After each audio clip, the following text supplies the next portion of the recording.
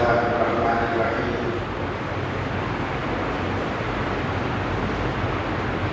الحمد لله رب العالمين والصلاة والسلام على سيد الأنبياء والمرسلين لا إله إلا الله الحليم الكريم سبحان الله رب الأشياء الحمد لله رب العالمين. قال الله تبارك وتعالى في كلامه المجيد والفرقان الحميد: أعوذ بالله من الشيطان الرجيم بسم الله الرحمن الرحيم. تلك الرسل فضلنا بعضهم على بعض منهم من كلم الله ورفع بعضهم درجات. وقال تعالى: وعلمك ما لم تكن تعلم وكان فضل الله عليك عظيما.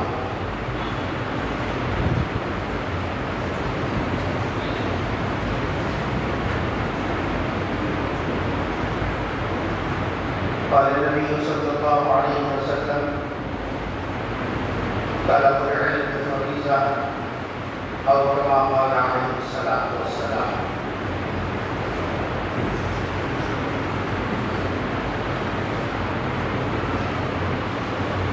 عزیزان گرامی، گزشتہ جمعہ آپ حضرات کے سامنے رسول اکرم صلی اللہ علیہ وسلم کے رسالت اور نبوت پر ایمان لانے کے ساتھ ساتھ مزید کن باتوں پر ایمان لانے سے ہمارا ایمان بنتا ہے اور اس کے بغیر صرف لا الہ الا اللہ محمد رسول اللہ کہنے سے کوئی ایمان کے دائرے میں نہیں آتا. ان میں سے دو باتیں گزشتہ جمعہ آپ کے سامنے بتائی گئی تھی. ایمان کے لیے لازمی ہے، ایمان کے لیے لازمی ہے کہ جو محمد صلی اللہ علیہ وسلم کو اللہ کا نبی مانتا ہو، اس کے ساتھ یہ بھی ضروری ہے کہ آپ کی نبوت کو کسی علاقے تک، کسی قبیلے تک، کسی حد کے اندر آپ کی نبوت کو نہ مانے، بلکہ اللہ نے آپ کو نبی بنایا سارے عالم کے لیے. اولین و آخرین کے آپ نبی ہیں. کسی خاص قوم اور قبیلے کے لیے آپ نبی نہیں بنائے گئے. اور قرآن کی آیت میں نے گزشتہ اس کی تشریح آپ کے سامنے کی: انی رسول اللہ الیکم جمیعا، میں تم سب کی طرف رسول بنا کر بھیجا گیا ہوں. جو نبی کے دور میں تھے ان کے لیے بھی آپ نبی، اور اس کے بعد بھی جو آئیں گے قیامت کی صبح تک ان کے لیے بھی آپ کی نبی ہے. انسانوں کے نبی بھی آپ کی ہیں، جنات کے نبی بھی آپ کی ہیں.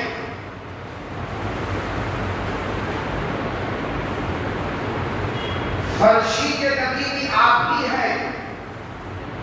عرش پر جو مخلوق ہیں اس کے نبی بھی آپ کی ہیں. آپ کی نبوت محدود نہیں ہے. اس پر ایمان لانا نبی کی نبوت کی تصدیق کے ساتھ ساتھ ضروری ہے. ایک سیکنڈ کے لیے بھی اگر کوئی یہ سوچے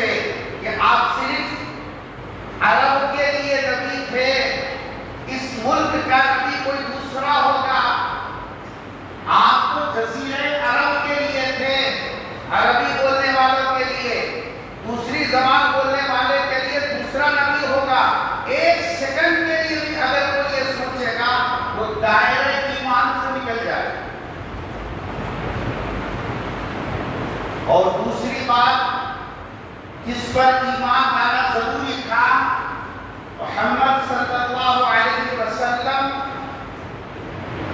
آخری نبی ہے. نبی ہونے کے ساتھ ساتھ یہ بھی ماننا ضروری ہے کہ آپ آخری نبی ہیں،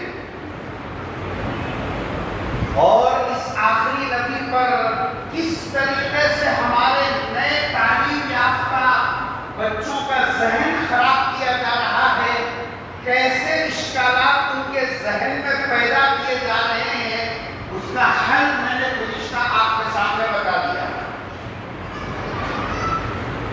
اس کے بعد تیسری بات جو اس وقت میں بتانے کی ہے، اللہ کے نبی یہ ماننے کے ساتھ ساتھ یہ ماننا کہ آپ عالمگیر نبی ہیں، کسی محدود علاقے محدود زمانے کے لیے آپ نبی نہیں ہیں. اب قیامت تک کوئی نبی نہیں، جو بھی آئے گا وہ آپ کی نبوت کو تسلیم کرنا پڑے گا، چاہے زبان کوئی بھی ہو، علاقہ کوئی بھی ہو. اور دوسری چیز، آپ کے ختم نبوت کو، آپ آخری نبی ہیں، آپ کے بعد کوئی نبی نہیں آئے گا، کسی بھی قسم کا نبی. اور جو اس زمانے میں عجیب عجیب فتنوں کے اندر جو مبتلا کیا جا رہا ہے، اس سے بچنا نوجوانوں کے لیے ازحد ضروری ہے. بڑوں کی ذمہ داری ہے ان کی نگرانی کرنا. ان دو کے ساتھ تیسری چیز جو محمد صلی اللہ علیہ وسلم کو نبی مانتا ہو، اس کے ساتھ ماننا لازمی ہے، ایمان کا لازمی حصہ ہے، عقیدے کے اندر یہ بات شامل ہے. تیسری بات ہے، پیغمبر صلی اللہ علیہ وسلم ہمارے نبی دنیا کی تمام مخلوقات، دنیا میں ایک اندازے کے مطابق 18,000 مخلوقات ہیں. آپ حضرات سوئیے اور اللہ کے بس، کیونکہ یہ ایمان سے اس کا تعلق ہے، اور ہم یہی آگے سو جاتے ہیں، جس کے نتیجے میں جو بات آپ کو سمجھنے کی ہے دین، اس سے آپ محروم ہو جائیں گے. اس لیے پوری توجہ کے ساتھ سنیے. زندگی بھر سونا ہے، خبر میں تو چاندی کا ڈھانچ نہیں ہے وہاں. مکمل از اول تا آخر ایمان والا تو ایسا سوئے گا، سرکار نے فرمایا کہ نم کنوم العروس،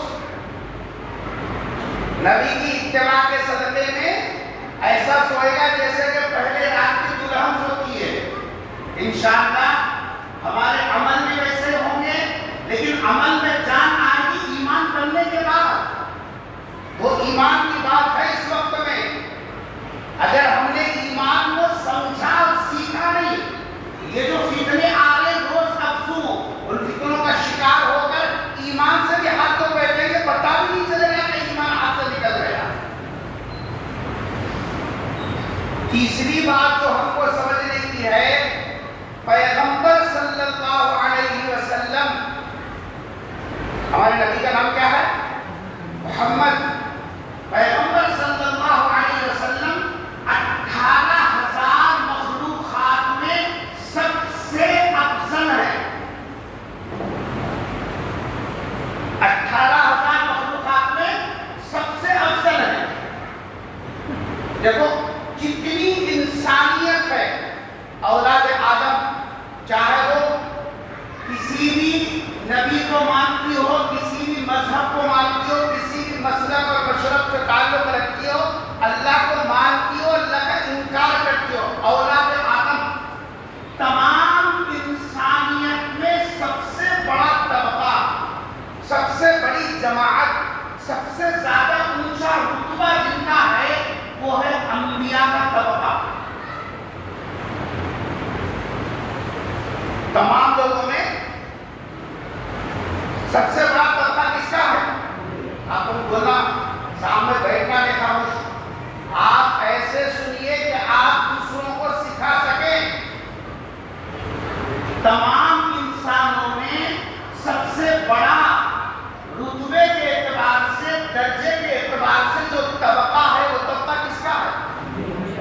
زور سے بولو. انبیاء علیہ السلام و تسلیم کا طبقہ طے ہے, شک ہے اس میں, طے. کیونکہ نبی آدمی محنت سے نہیں بن سکتا, محنت سے سب کچھ بن سکتا ہے لیکن کیا نہیں بن سکتا. نبی کے اندر محنت کا کوئی عمل دخل نہیں ہے. نبوت عطائی چیز ہے, اللہ تعالیٰ جس کو چاہتے ہیں اس کو نبوت دے دیا. اردو سمجھ رہی, جس کو چاہا اس کو نبی بنا دیا. بنا رہے نہیں, بہت ہوشیار ہے قرآن, بہت ہوشیار. بنا رہے نہیں, ان کو چاہا ان کو نبی بنا دیا. اب وہ دربار بند کر دیا. آدم علیہ السلام سے وہ سلسلہ شروع ہوتا ہے اور وہ آخری سلسلہ ختم ہوتا ہے کن کے اوپر؟ میرے اور آپ کے آقا تاجدار مدینہ حضرت محمد مصطفیٰ صلی اللہ علیہ وسلم اس سلسلے کی آخری کڑی ہے. تمام لوگوں میں سب سے بڑا رتبہ انبیاء کا. یہ جو انبیاء ہیں, سبحانہ پیغمبر جو ایک اندازے کے مطابق بتایا جاتا ہے, تمام انبیاء 4 چیزوں میں برابر ہوتے ہیں. تمام انبیاء کتنے چیزوں میں؟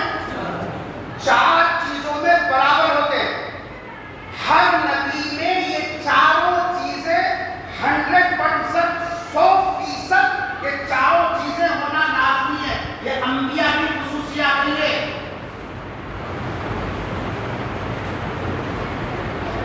ہمارے پیغمبر بھی نبیوں کے زمرے ہی میں ہیں, آپ بھی نبی ہیں.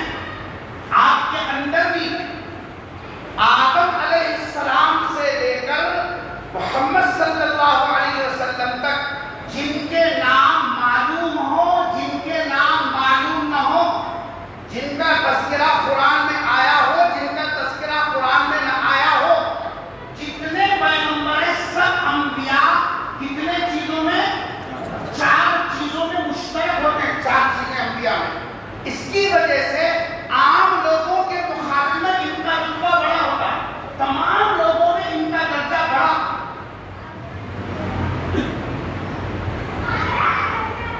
پہلی چیز ہے جو تمام انبیاء میں ہوتی ہے, آپ ایک کو سمجھیے, تمام نبیوں میں پہلی چیز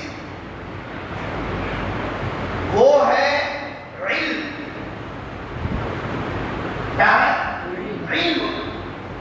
تمام انبیاء کو علم ملتا ہے, علم سکھاتے ہیں اللہ. نبیوں کا دنیا میں کوئی استاد نہیں ہوتا. آپ بولو, نبیوں کا دنیا میں کوئی استاد نہیں ہوتا. نبیوں کا استاد کون ہوتا ہے؟ اللہ. سب سے پہلے نبی کون ہے؟ سوتے رہو تم لوگ, نسل بھی سو جائیں گے آگے. سب سے پہلے نبی ہیں آدم علیہ السلام. فرشتوں کا جب آمنا سامنا ہوا, فرشتوں نے کہا أَتَجْعَلُ فِيهَا مَن يُفْسِدُ فِيهَا وَيَسْفِكُ الدِّمَاءَ. اللہ نے کہیں تو بنا نہیں تو ان کے اندر جو پرزے رکھے ہیں آپ, یہ بعد میں آگے گلے کر لیتے لو, ایک دوسرے کو چھرے گھوم لینے والے, ان کے اندر وہ پرزے وہ سب رکھے سو ہے. وَيَسْفِكُ الدِّمَاءَ. اللہ نے فرمایا فرشتوں تم نہیں جانتے جو خوبیاں میں نے ان کے اندر رکھی ہیں. اس کے بعد قرآن پڑھیے. کیا کروں, ہماری قوم قرآن ہی نہیں پڑھ, ساری چیزیں پڑھے گی. 100 بار پڑھ چکا دیوان فرید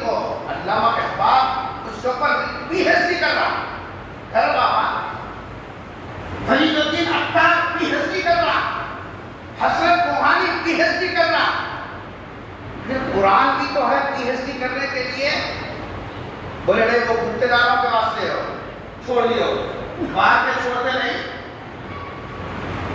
نہیں چلتے تو 2 پیسے 5 پیسے دھوبیوں کو دینا ہے تو نکال کو باہر کے ڈالتے ہیں کشتی میں. ویسا قرآن کو باہر کے ڈال دیا، ختم. مسجد میں لاؤ تو جب تک پورے جمع کرتے رہو. پڑھنا بول رہے ہیں تو مسجد میں گتے دارا رہتے ہیں، بہت صاحب آپ وہاں پڑھ لینا. ہم وہاں بڑی ذمہ 55 سال ہو گئے. ظالم کبھی یہ احساس نہیں ہوا دل میں میرے بال سفید ہو گئے، میں اللہ کے کلام کا ایک رکوع نہیں سیکھا.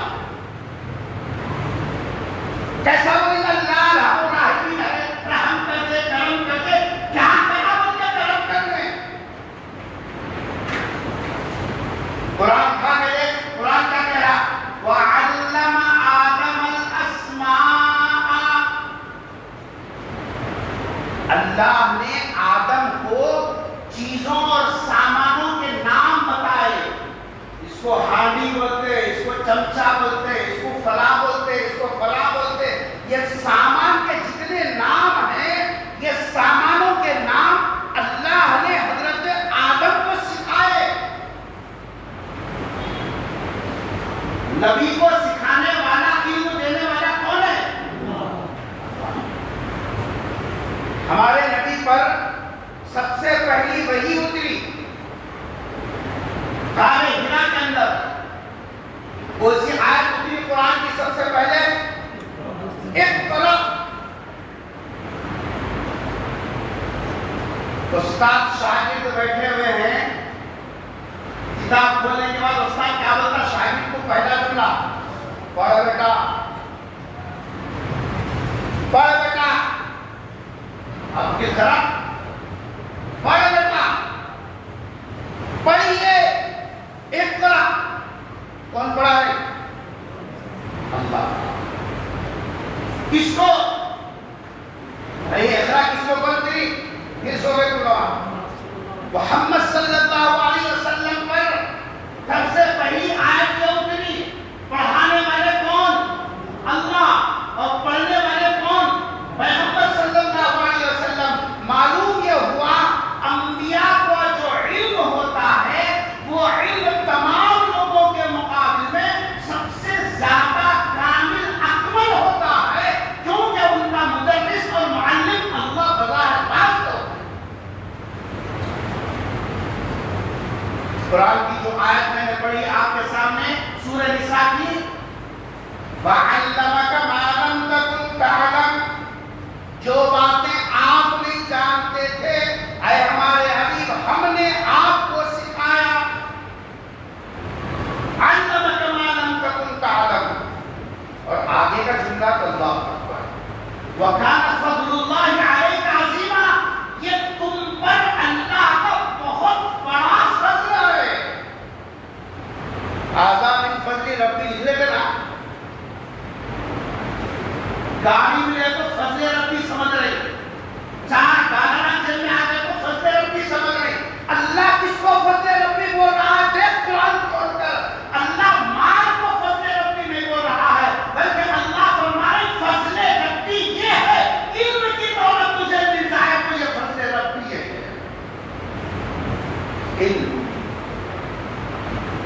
جس کو خدا فضل عظیم کہہ دے، اس سے بڑا عظیم فضل کوئی دوسرا نہیں ہو سکتا. قرآن نے علم کو فضل عظیم کہا. وَكَانَ فَضْلُ اللَّهِ عَلَيْكَ عَظِيمًا. تمام قرآن کیا سَنُقْرِئُكَ. اللہ اکبر. ربی آتی اس میں تو کیا کریں گے؟ سَنُقْرِئُكَ. عنقریب ہم آپ کو ایسا پڑھائیں گے فلا تنسا. ہمارے پڑھانے کے بعد آپ کوئی چیز بھول ہی نہیں سکتے. نبی کے علم میں بھول نہیں ہے. ارے سمجھ نہیں سو رہی؟ نبی کے علم میں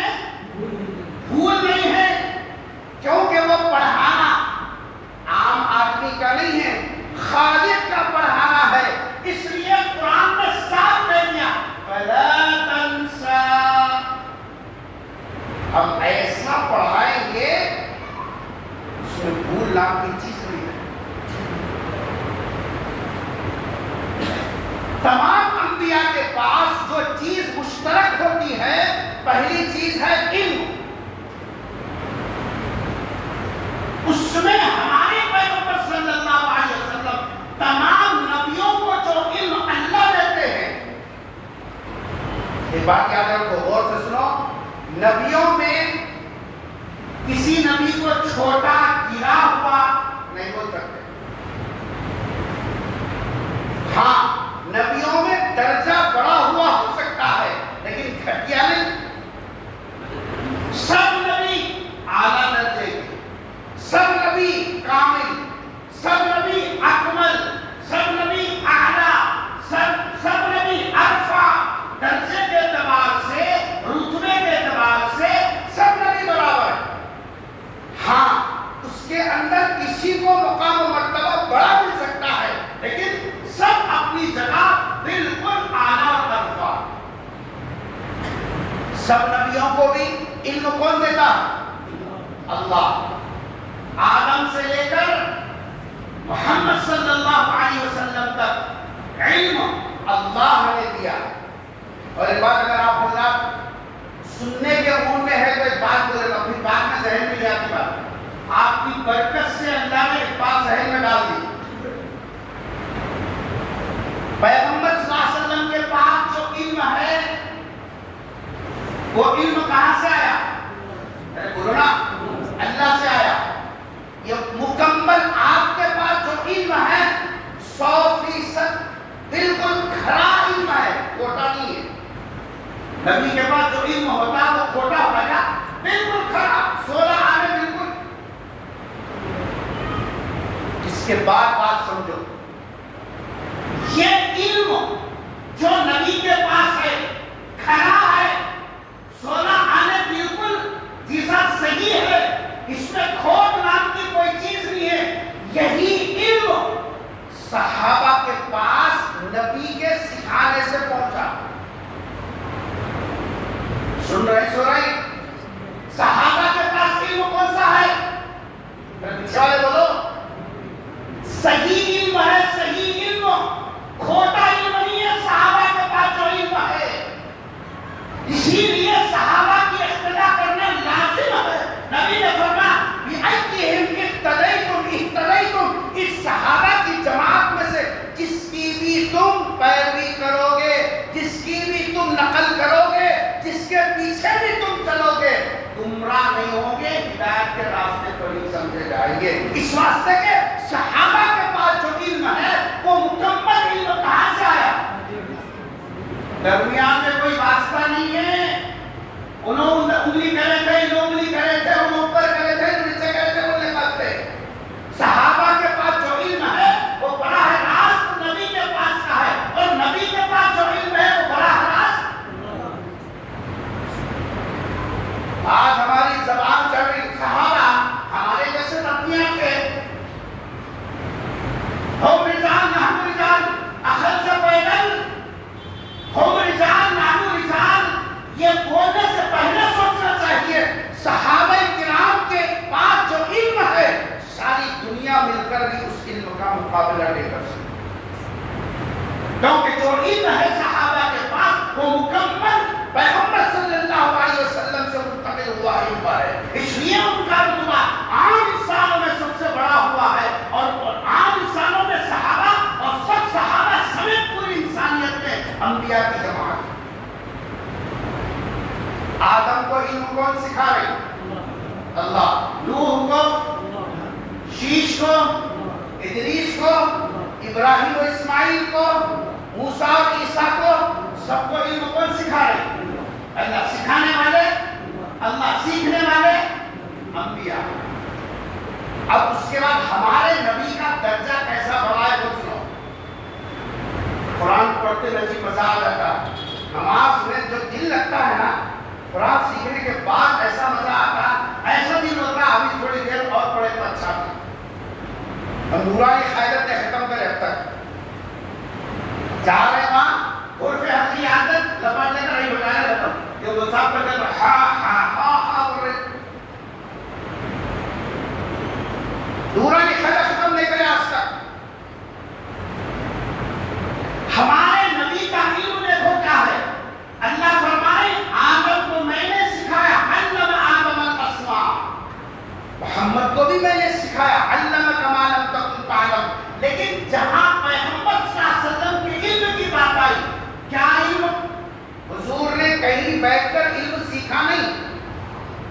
صلح حدیبیہ کے موقع پر جب لکھا جا رہا تھا صلح نامہ، تو لکھنے والے نے لکھ دیا تھا محمد رسول اللہ کی طرف سے۔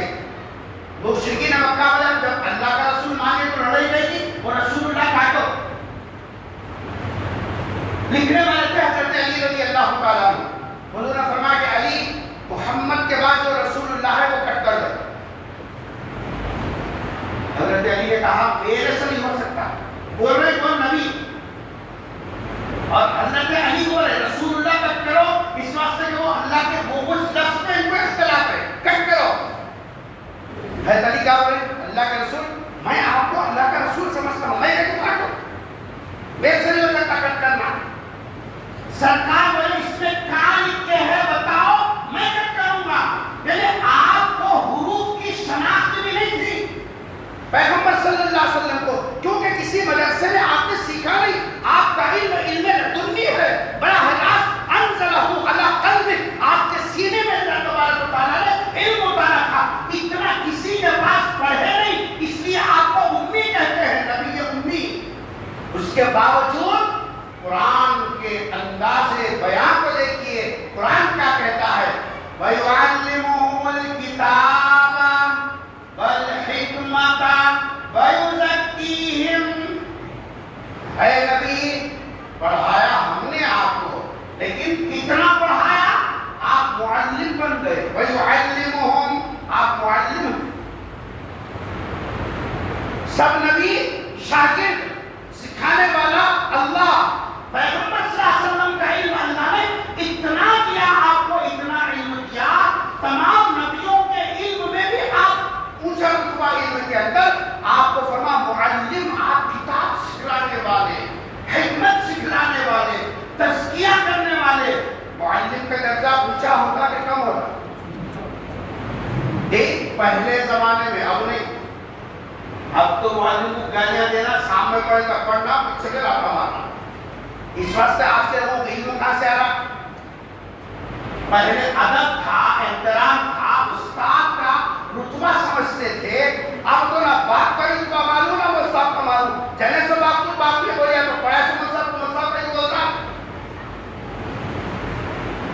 علم کے اندر تمام انبیاء فضیلت والے، لیکن پیغمبر صلی اللہ علیہ وسلم کا رتبہ معلم کی حیثیت کا۔ ایک بات۔ دوسری چیز تھی علم، تمام انبیاء میں مشترک۔ دوسری چیز ہے وہ ہے عصمت۔ عصمت کے معنی آتے ہیں گناہ سے بچنا، پاکیزہ، صاف ستھرا، موٹی زبان میں بے داغ دھبے کی زندگی۔ ایک نبی کی زندگی میں ایک چھوٹا سا کوئی ایسا ادنا سا واقعہ بھی نہیں بتا سکتے جس سے نبی کے داغ، جسم دامن پہ داغ آ سکتا۔ سب نبی، 1.25 پیغمبر جتنے بھی آئے، سب نبی پاکیزگی کے اندر ایک جو ہے بالکل کھلے صاف، ان کا دامن کسی بھی گناہ سے کے ساتھ ملوث نہیں ہوتا۔ حضرت یوسف علیہ السلام کا قصہ کس کو نہیں معلوم؟ ایک بادشاہ کی بیوی جن کا نام زلیخا تھا، اس نے حضرت یوسف کے حسن کو دیکھ کر دل دے بیٹھی، اور پھر حضرت یوسف علیہ السلام کو گناہ کرانے کے لیے اس کے بس میں جتنا تھا اتنی پوری تدبیریں کر لی، دروازے پورے بند کر لیے اور کہا ہے تلک، آجا، کوئی دیکھنے والا نہیں، ایک اور ملکہ ہے، کچھ کرے تو کون پوچھنے والا ہے؟ کوئی بھی نہیں ہے۔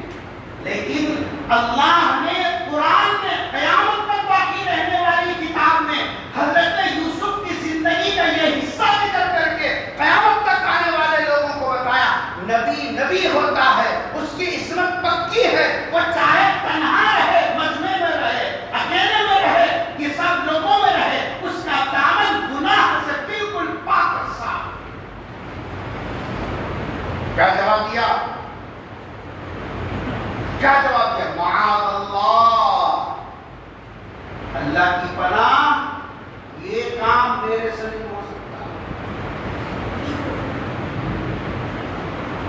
ہمارے پیغمبر پاکیزگی کی انتہا کو پہنچے تھے. آخری آپ کی زندگی تو سرمنی پاکیزہ، لیکن اس میں پیغمبر صلی اللہ علیہ وسلم کی پاکیزگی تو اعلیٰ و ارفع کی حدوں کو چھوئے.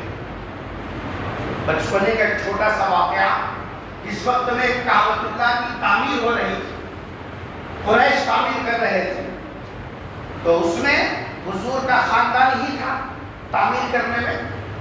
تو آپ کے چچا پیغمبر صلی اللہ علیہ وسلم سب پتھر اٹھا کے لا رہے تھے.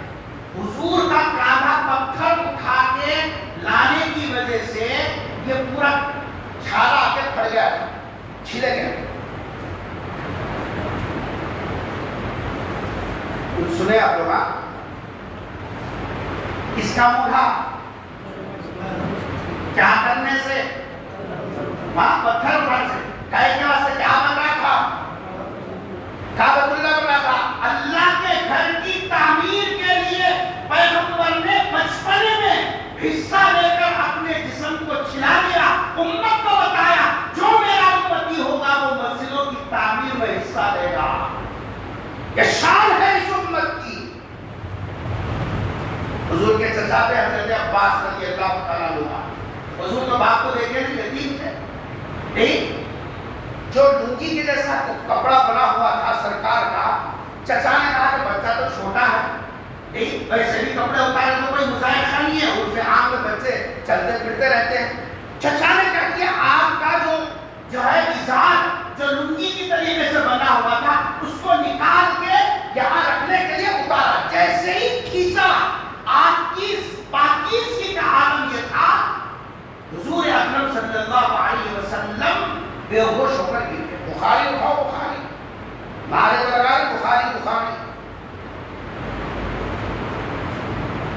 نبی بے ہوش ہو کر گر گئے اور زبان میں جو جملہ تھا وہ صرف یہ تھا، میری چادر میری چادر، ازاری ازاری ازاری ازاری. حضرت عباس رضی اللہ فوراً وہ کپڑا جو تھا آپ کے جسم پر ڈال دیا. حضرت حلیمہ سعدیہ تو کہتی ہیں، جو دودھ پلانے والی حضرت حلیمہ سعدیہ کہتی ہیں، سب بچے پیشاب کر کے حساب گندے ہو جاتے تھے، لیکن پیغمبر صلی اللہ علیہ وسلم کو میں ماں ہونے کے باوجود کبھی ننگے نہیں دیکھا. جب بھی آپ کے صدر کے اوپر سے کپڑا ہٹ جاتا، کوئی فرشتہ ہوتا جو آپ کے صدر کو ڈھانپ دیتا. جس کا بچپنا ایسا پاکیزہ، اس کی جوانی اور اس کی زندگی کیسے پاکیزہ ہوتی ہے. اور آج اسی نبی کے کلمہ پڑھنے والوں جوانوں کا حال کیا ہے؟ ہاتھ ہاتھ چٹیاں پہن کے اماں کے سامنے پھرنے گھر میں. کیا لگ رہی؟ میں صدر، میں سیکریٹری، میں فلاں، میں مسجد میں وہ کرتا ہوں، میں گانا، میں فلاں ہوگے. اور حال یہ ہے جس نبی کا کلمہ پڑھ رہے ہیں اس نبی کے کنجیزہ پاکیزہ زندگی کو نہیں دیکھا. پیغمبر صلی اللہ علیہ وسلم نے کیسی حیا والی زندگی گزاری. اماں کو احساس ہے، بابا کو احساس ہے.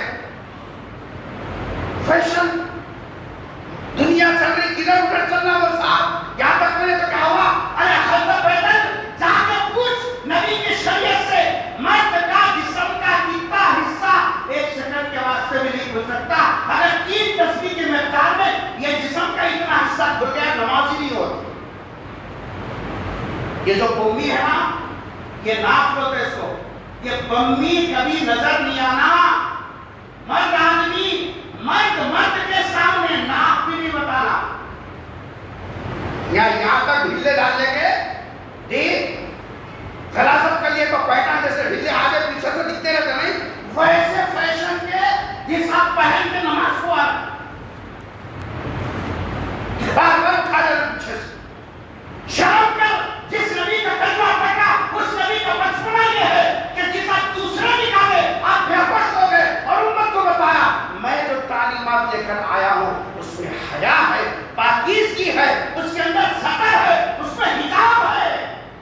جب مرد کو یہ ناف سے لے کر یہ گھٹنا بھی نہیں دکھنا، گھٹنے کے نیچے کے حصے تک رہے گا. تم بولو یہ جو چٹیاں پہن رہے گھروں میں بڑے بڑے شدے، یہ گھٹنے کے اوپر ہے نیچے. ہم تو پہلے نہیں بابا، ہمارے دیوال دیکھ رہے ہو. پاپا حاجی صاحب ڈبل ڈبل عمرہ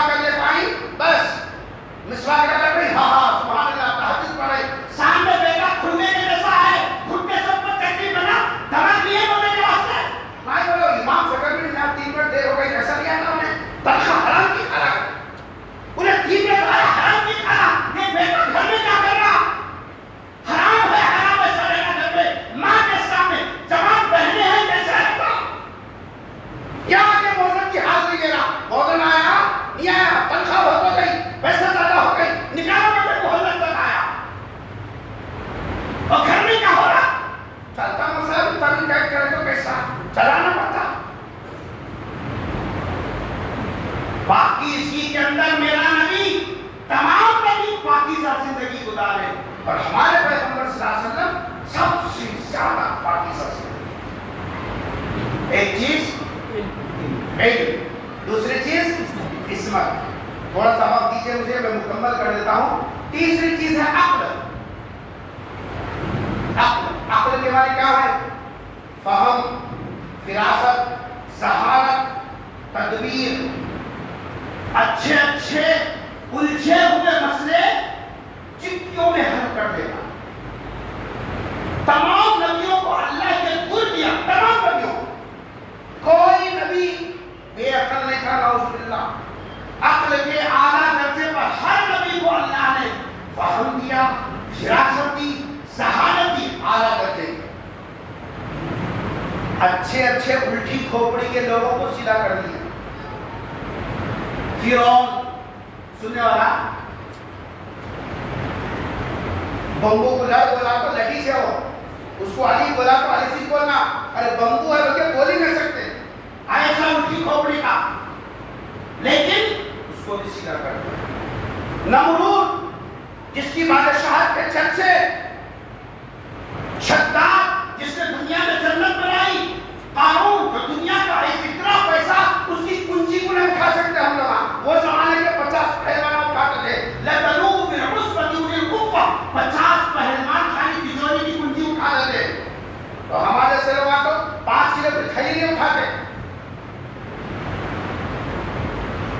ایسے بڑے کرنو فن بھیجا، الٹے بھیجا رکھنے والوں کو انبیاء نے اپنی فہم اور فراست سے سیدھا کیا.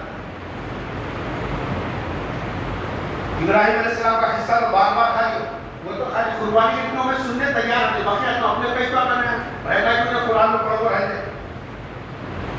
ابراہیم علیہ السلام کی ٹکر ہوئی نمرود سے. نمرود بولتا انا ربکم، میں ہوں خدا. میں دینے والا، میں کرنے والا، میں کھلانے والا، میں پلانے والا. ابراہیم علیہ السلام کی دعوت کیا تھی؟ تو نہیں، اللہ ہے. تو کیسا اللہ ہے؟ موت حیات میرے ہاتھ میں ہے. دونوں کو بلایا، ایک کو مار دیا، بولے دیکھو موت میں دیا نہیں دیا. ایک کو بولا جاؤ چھٹی، موت حیات میرے ہاتھ میں ہے. ابراہیم علیہ السلام خالی ایک چٹکلا بولے، بس دیکھتا رہے. ابراہیم علیہ السلام نے اچھا اس کو موت اور حیات کی سمجھ میں نہیں آ رہا کیا اتنا موٹا بھیجا ہے. دیکھو کہاں بیٹھتے ہیں؟ ارے کہاں بیٹھتے ہیں؟ نمرود بادشاہت کی کرسی پہ نہیں، خدائی کے دعوے پہ بیٹھتے ہیں. انہیں خالی بادشاہ کہتا نہیں، اس کو تھا مسئلہ بادشاہ کے بعد میں خدا کو بیٹھے اتنی اونچی کرسی پہ بیٹھا، اس کو موت حیات اتنے معلوم ہے. حضرت ابراہیم علیہ السلام کی فراست دیکھیے، کیا ایک جملے میں سب پوری بادشاہ کی کسر نکالی. کیا بولے؟ میرا خدا مشرق سے روزانہ سورج نکالتا ہے، فاتی بہا من المغرب. بس تو خدا ہے، میں مان لیتا ہوں. اتنا کر، میں جس کو خدا بول رہا ہوں روزانہ سورج کہاں سے نکال رہا؟ مشرق سے. تو ایک سیکنڈ کے واسطے کہاں سے نکال؟ فاتی بہا من المغرب. اس کے بعد قرآن پڑھو، پھر دیکھو کیا مزہ آئے. اللہ کہہ رہے فَبُهِتَ الَّذِي كَفَرَ. اس کا ترجمہ کیا کرنا؟ موٹی زبان میں سمجھ میں کیا رہا.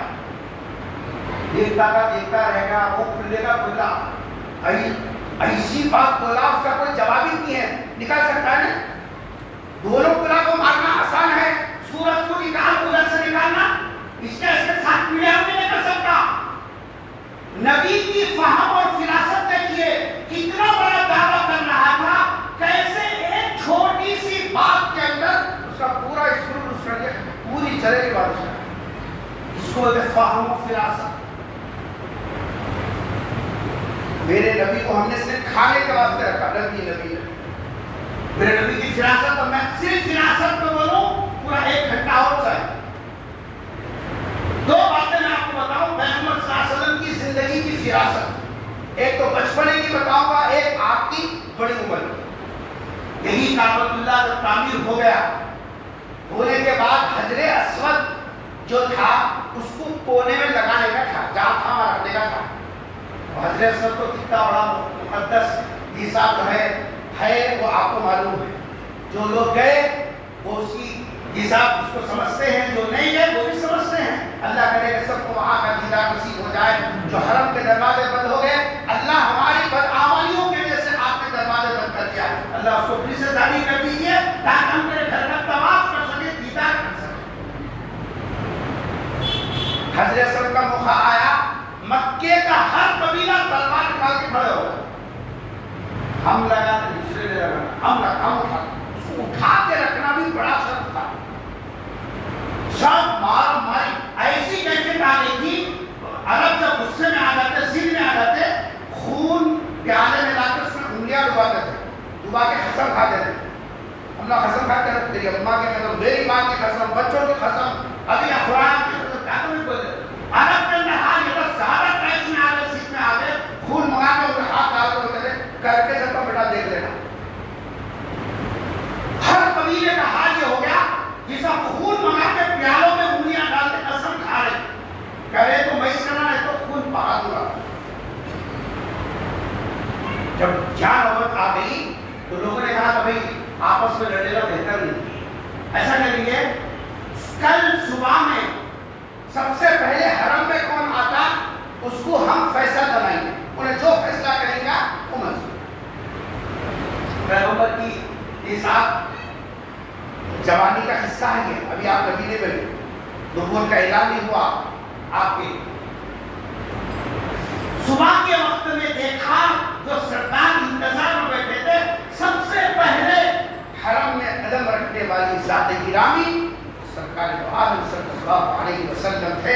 جیسے ہی لوگوں کی نظر پڑی دروازے میں سے کہ سرکار پر آ رہے ہیں، ایک زبان ہو کے بولے جاء الامین، جاء الامین۔ ارے یہ نوجوان یہ تو بالکل امین ہے، امانت دار ہے، بالکل سچا، مکے میں تو ایک کا ہے، بس اس کو ہم امین بنائیں گے۔ سرکار کو لا کے پورا مسئلہ سامنے رکھیں۔ اب فراست دیکھیے، ذہانت دیکھیے، ابھی آپ کی نبوت کا اعلان نہیں ہوا، جوانی کی عمر ہے۔ حضور اکرم صلی اللہ علیہ وسلم نے دیکھا کہ اتنا ضد لوگوں میں آ گئی کہ وہ تو خون کے نتیجہ بہانے تیار ہے، پیچھے ہٹنے تیار نہیں۔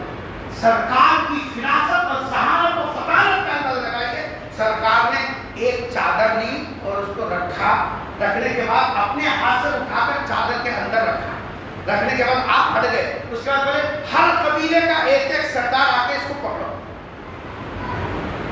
وہ کتنی دور تھا؟ وہ جبل ابو قیس، جو لوگ حرم کو گئے وہاں پیچھے کے حصے سے یہ صاحب جو ہے جہاں صفا مروہ کے پیچھے کا جو حصہ ہوتا ہے بادشاہ کا پہاڑ جس کو بولتے ہیں، وہاں تھا وہ، وہاں سے اٹھا کے وہ حجر اسود کو کعبۃ اللہ کے پاس تک لے جانا، 10-15 منٹ کا رستہ۔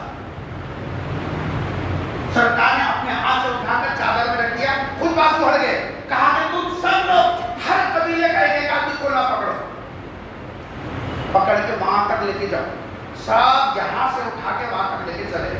وہاں جانے کے بعد سرکار کیا کرے، خود ہاتھ سے اٹھائے، وہ جہاں پتھر کو لگانا تھا لگا دیا۔ جو کام ایسا خون پہلے کے قریب ہو گیا تھا، آپ کی ذہانت، آپ کی عقل مندی، آپ کی فراست کی وجہ سے یہ سب پورے مکے کے اندر سکون کے ساتھ وہ کام ہو گیا۔ یہ نبوت کے اعلان سے پہلے تھا۔ اللہ نبیوں کو عقل بھی دیتا ہے، لیکن ان میں اللہ تبارک و تعالیٰ نے سرکار جو عالم صلی اللہ علیہ وسلم کو سب سے زیادہ فتح مکہ کے بعد ایک لڑائی ہوئی جس کو غزوہ حنین بولتے ہیں، قرآن نے 10ویں پارے میں وَيَوْمَ حُنَيْنٍ إِذْ أَعْجَبَتْكُمْ كَثْرَتُكُمْ، کبھی پڑھیے، ترجمہ اردو میں بھی ہے، عربی میں، ہر زبان میں آپ کو جس طرح ترجمہ، کم سے کم ترجمہ پڑھتے تھے۔ اس کے اندر مال غنیمت جو جمع ہوا تھا 14,000 اوقیہ، 12,000 اوقیہ چاندی اور 40,000 بکریاں، اس طریقے کا بہت سا پیسہ اور مال بکریاں آئے۔ اب ایک طرف مہاجرین ہیں جو مکے سے ہجرت کر کے آئے، ایک طرف مدینے والے ہیں انصار۔ مکے سے جو لوگ آئے ہیں ان میں کچھ وہ لوگ بھی جو ابھی فتح مکہ ابھی ہوا، وہ لوگ یہ جو ابھی ایمان میں آئے، ابھی ایمان بنا نہیں، سمجھ رہے ہیں؟ ایمان میں تو آ گئے لیکن ابھی ایمان بنا نہیں، کیونکہ ان کے پیچھے بھی ایمان بنانے کے لیے محنت کی ضرورت پڑتی۔ کہہ دیا لا الہ الا اللہ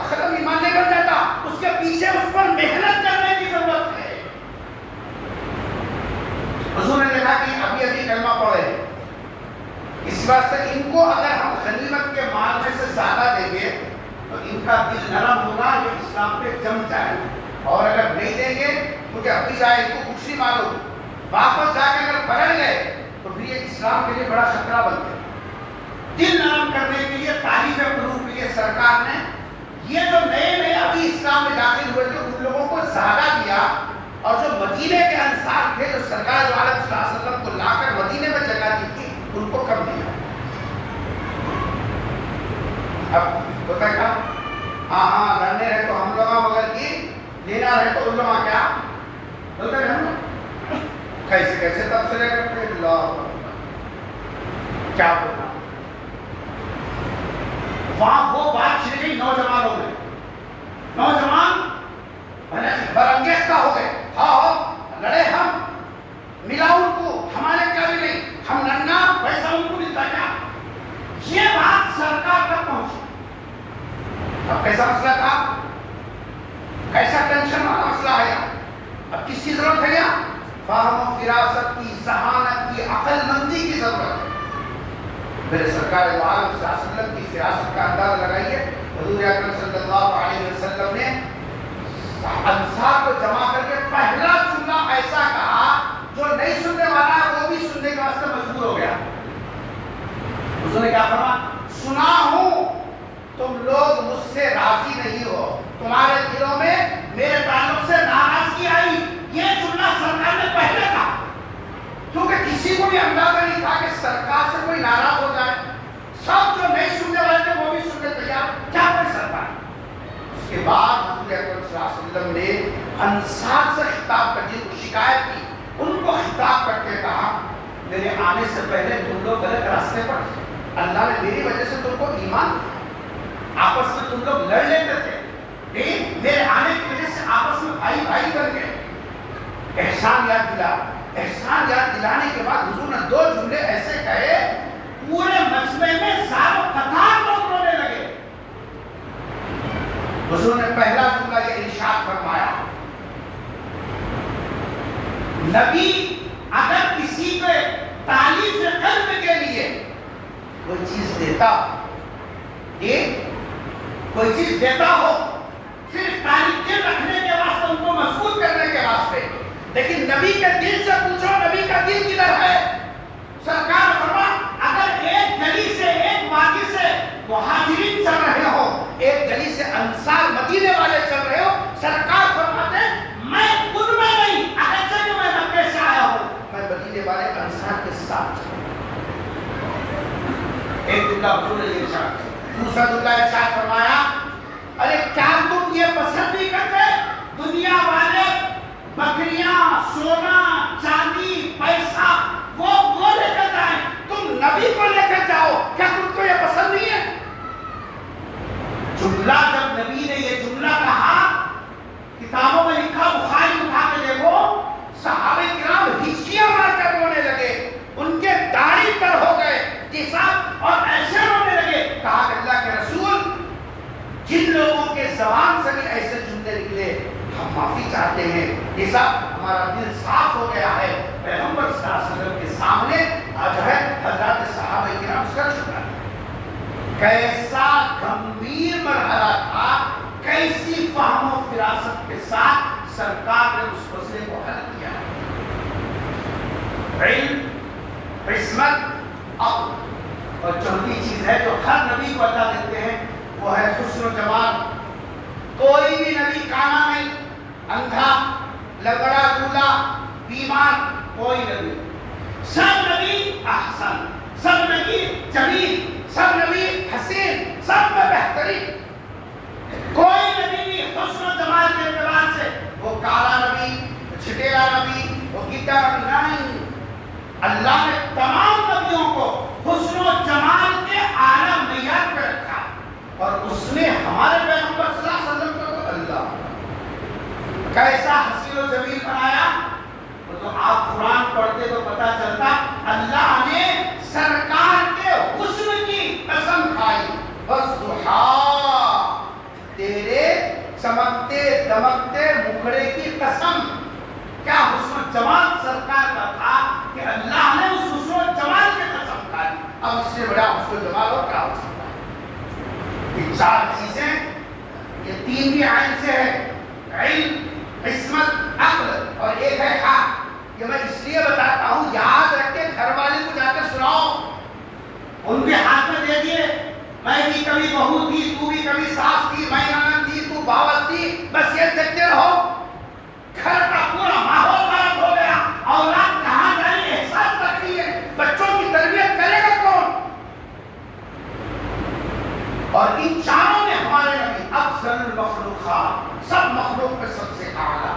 اس لیے آپ صلی اللہ علیہ وسلم پر ایمان رکھنے میں، آپ پر ایمان رکھنے کے ساتھ ساتھ پہلا عقیدہ آپ ساری دنیا کے لیے نبی، دوسرا آپ خاتم النبی، تیسرا آپ افضل المخلوقات، تمام مخلوقات میں سب سے بڑا رتبہ، بعد خدا بزرگ، تو یہ اس سے مختصر اللہ کے بعد اگر کسی کا رتبہ ہے وہ سرکار صلی اللہ علیہ وسلم کا ہے۔ چوتھی بات کیا ہے وہ انشاءاللہ اگلے جمعہ بتائیں گے۔ اللہ سے دعا ہے اللہ تعالیٰ ہم سب کو سرکار عالم صلی اللہ علیہ وسلم کی لائی ہوئی شریعت کے مطابق زندگی گزارنے کی توفیق نصیب فرمائے۔